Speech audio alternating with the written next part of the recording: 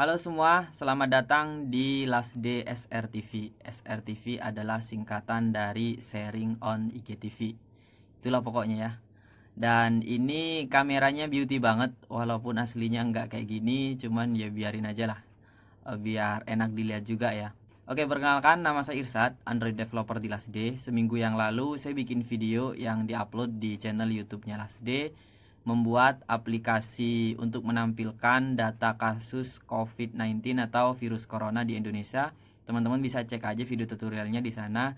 Dan beberapa komentar yang ada di sana bahasanya adalah seputar spek atau spesifikasi laptop atau komputer yang bisa dipakai untuk menjalankan Android Studio. Dan pertanyaan itu sebenarnya udah banyak ya ditanyakan, mungkin bisa ke saya, mungkin bisa di orang lain, mungkin bisa di komunitas.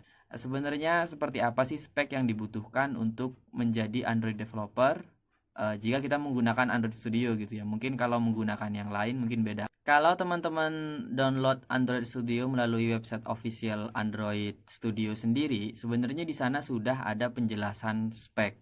Entah kalian menggunakan OS Windows, Linux ataupun Mac, di sana sudah ada.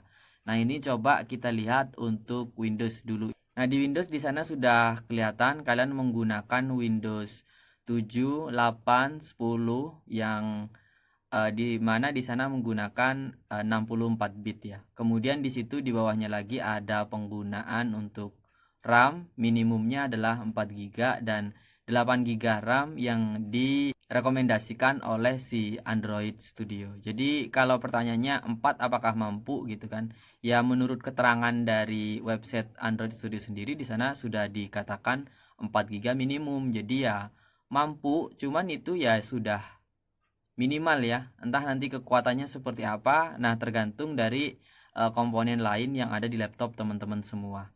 Dan kemudian di bawahnya lagi ada 2 GB available disk space minimum.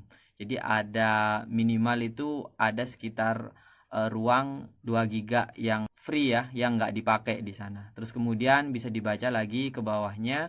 Dan selain Windows, operating system yang lain juga disebutkan di sana seperti Mac di situ kan. Nah, karena saya bukan pengguna Mac, mungkin teman-teman yang menggunakan Mac atau mau beli Mac itu bisa dilihat dulu di situ ada Mac Yosemite atau di atasnya kemudian ada yang lainnya, kemudian penggunaan RAM juga, kemudian available disk space-nya berapa. Bahkan untuk Linux sendiri sudah ada di sana ya. Saya pernah menggunakan Linux dulunya. Jadi dari Windows saya sempat ke Linux ya. Terus kemudian setelah masuk ke dunia pertrainingan gitu kan, teman-teman biasanya peserta kan lebih banyak menggunakan Windows daripada saya menggunakan case troubleshooting yang saya temukan di Linux sedangkan tidak bisa diaplikasikan untuk teman-teman yang lagi belajar. Akhirnya saya balik lagi ke Windows, jadi nggak seberapa banyak tahu tentang Linux, jadi saya masih no comment. Oke, cuman setelah kita mengetahui di sana keterangan deskripsi, kadang kan teori yang ada di halaman website resmi dengan praktek kita di lapangan kan beda. Nah, itulah tujuan video ini dibuat sebenarnya. Jadi ini lebih ke bukan saya sharing, tapi mari kita sharing bareng-bareng karena saya yakin teman-teman yang lihat video ini mereka akan penasaran di komentarnya ada apa. Nah, teman-teman yang sudah memiliki pengalaman menjalankan Android Studio dan apa sih experience yang dirasakan, bagaimana kalian mengupgrade, kan nggak mungkin kalian mengupgrade mungkin langsung semua gitu ya, langsung RAM kemudian harddisknya diganti terus RAM-nya langsung banyak, mungkin enggak juga, mungkin step by step.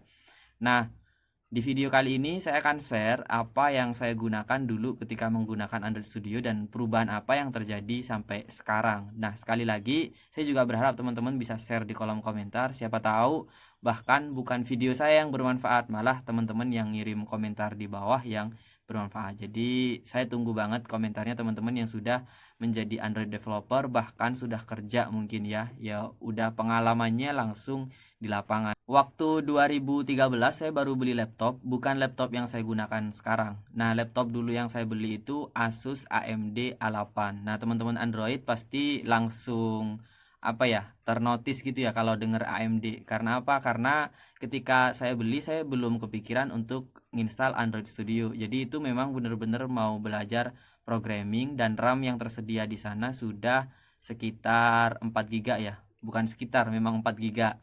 Nah, setelah 4 GB tersebut, saya langsung upgrade ke 8. Jadi langsung saya belikan RAM 8 GB waktu itu karena pertama kali kita belajar IT pasti banyak yang kita coba ya, mulai dari Visual Studio, bukan Visual Studio Code ya, Visual Studio, terus kemudian habis itu ada Unity juga, terus habis itu pernah nginstal Blender juga, jadi banyak macam-macam. Jadi saya kira RAM 8 GB cukup untuk belajar banyak hal sampai akhirnya bertemu dengan Android.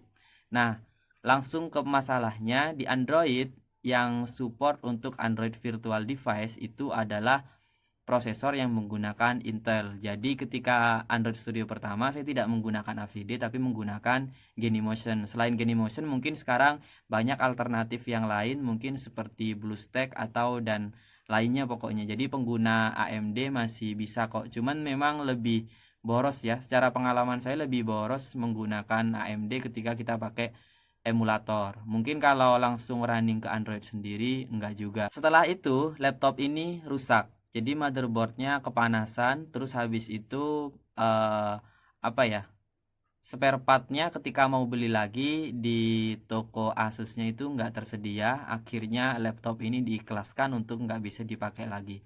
Saya nggak bilang ini faktor gara-gara terus-terusan dipakai untuk Android Studio, tapi menurut saya itu salah satu faktornya, karena ketika run emulator building Gradle itu kan otomatis panas ya, apalagi Asus waktu itu yang saya pakai memang cepat panas sih. Jadi ketika Android Studio lebih panas lagi daripada kita buka YouTube, Facebook atau yang lainnya. Jadi itu experience yang saya alami ketika menggunakan Asus, dan bahkan itu saya pakai mulai dari belajar sampai kerja. Oke, kita next. Habis itu waktu itu budget saya atau uang tabungan itu nggak seberapa banyak. Jadi waktu itu saya cari laptop yang murah, intinya murah sih. Terus ada teman yang nawarin laptop second, waktu itu Lenovo, yang mana laptop itu masih saya pakai sampai sekarang. Untuk yang Asus tadi saya memang tipenya lupa ya, karena itu udah lama jadi nggak ada gambar yang bisa saya share. Tapi untuk Lenovo ini ada. Nah, ini adalah spesifikasi laptop yang saya gunakan ketika Lenovo. Saya share aja, waktu itu saya belinya cuman 3 juta. 3 juta dengan bawaan RAM 4 GB. Jadi langsung saya tambah 4 jadi 8 lagi. Dan itu langsung bisa saya pakai ya. Saya pakai buat kerja waktu itu sampai sekarang laptopnya masih ada. Bahkan ini foto laptopnya. Nah, ini waktu ngisi training di Jakarta. Jadi apa ya, dengan laptop yang penting bukan casingnya sih, yang penting kan powernya cukup gitu kan. Jadi kita masih bisa terus bekerja atau bahkan berkarya gitulah ya. Nah, itu menggunakan prosesor Core i7. Saya pakai bawaan dengan tambahan RAM 4 GB itu sampai sekarang, jadi RAM totalnya ada 8 GB, dan saya baru menggantinya ke SSD itu tahun kemarin 2019. Jadi barusan ya. Jadi sebelum-sebelumnya mulai dari saya kerja itu 2016 sampai 2019 itu masih harddisk biasa dengan RAM 8 GB menggunakan Windows 10, dan itu masih baik-baik aja. Dan untuk dipakai buat kerja, buat belajar di kampus, buat skripsi itu kayaknya udah lebih dari cukup. Akhirnya waktu tahun kemarin pakai SSD, perubahannya memang signifikan, cuman ya balik lagi harga SSD memang lumayan agak mahal. Saya pakai yang 512 itu nggak tahu sih, saya beli kok kebanyakan karena teman-teman kebanyakan masih pakai yang 256 atau 128. Jadi saya beli kebanyakan, jadi teman-teman yang mau upgrade SSD kayaknya nggak perlu sampai 512 atau 1 tera. Nah, kita balik lagi. Sebenarnya sebelum saya beli laptop yang second yang kedua, sebenarnya ada peristiwa lagi, ya ini saya membeli sebuah PC, nabung lah pastinya ya. Waktu itu saya investasi nabung, saya ingin punya PC di rumah. Alasannya adalah biar saya punya backup device, dan itu adalah merupakan momen terbaik investasi yang pernah saya lakukan. Kenapa saya bilang itu terbaik? Karena gini, ketika kalian menjadi Android developer itu kalian mengemas apa ya, membuat laptop kalian tahan untuk sebuah proses yang berat, yang dimana itu adalah Android Studio dan emulator. Jadi ketika ada trouble, misalkan jadi trouble sebelum akhirnya rusak motherboard yang Asus yang dulunya itu, waktu pertamanya pernah sempat back sector hard disk, terus kemudian sempat rusak bagian LCD. Dan ketika kita nyervis kan nggak bisa juga kita mastiin bahwa sekali servis itu kan langsung beres, bisa aja besoknya atau bahkan besoknya lagi, beberapa hari bahkan sampai seminggu. Menjadi Android developer itu beda sama tukang ketik yang mungkin perlu Word atau cuman cukup Open Office gitu kan udah beres. Dan kalau spek yang standar seperti itu kita cari pinjaman gampang. Sedangkan menjadi Android developer untuk laptop untuk menjalankan Android Studio kita nyari pinjaman laptopnya itu nggak segampang nyari laptop standar. Karena bisa dibilang perangkat yang digunakan oleh Android Studio atau Android developer itu sudah di atas standar rata-rata ya. Jadi nyari pinjamannya susah. Jadi ketika saya mengalami kerusakan di laptop itu saya langsung pakai PC. Waktu rusak harddisk saya pakai PC. Waktu rusak LCD, kemudian sampai rusak yang rusak banget itu, kemudian nunggu gantinya itu pakai PC. Dan sampai sekarang PC saya ini yang saya pakai rekaman di Last Day ya. Semua video-video di Last Day itu direkam di PC dan ini adalah spek yang saya gunakan untuk PC. Dulu ngerakitnya sekitar akhir 2000 berapa ya? 2015 kalau nggak salah. Nah, dia Core i5 generasi keempat sama kayak tadi di laptopnya ya. Dan dulu memang langsung karena ini PC rakitan ya kita request gitu kan. Bukan ngerakit sendiri sih, cuman ngelis sendiri. Dulu saya ditemenin teman saya yang kerjanya teknisi, membantu saya list terus dikasihkan ke toko gitu ya. Jadi toko yang ngerakit, bukan saya ngerakit sendiri. Nah, ini kemudian ini gambarnya itu kan. Itu saya salah ngambil posisi sih. Seharusnya kan yang difoto kan CPU. Jadi dulu CPU-nya aja.